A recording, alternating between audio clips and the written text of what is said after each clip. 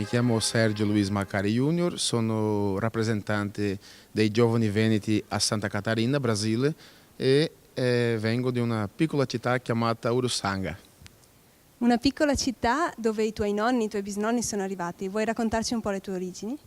Giusto, a Urussanga sono presidente della Trevisan nel mondo, della sezione di Urussanga, e la mia famiglia è partita di San Polo di Piave, provincia di Treviso, giustamente alla frazione di Rai a 1879, è arrivata a Urussanga 60 giorni dopo partire d'Italia e sono la quarta generazione dopo il papà del mio bisnonno, mio nonno, mio papà, io.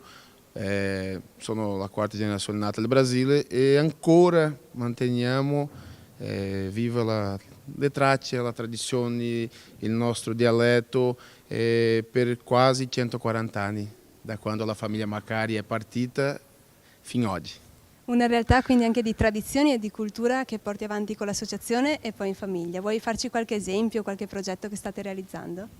In questo momento abbiamo a Urussanga tante associazioni e il lavoro è fatto insieme, tutti quanti insieme per mantenere le radici attraverso, come un esempio che è il movimento Ostrega, che è un movimento che è creato l'anno scorso e riúne tutti quanti, sia di associazioni o no, per mantenere vivo la nostra lingua, il nostro dialetto veneto che è arrivato con i nostri antenati e anche le canzoni e anche la danza e tante altre manifestazioni che i veneti hanno portato alla nostra terra. Una realtà però anche economica e imprenditoriale. Parlaci un po' dell'uva e del vino.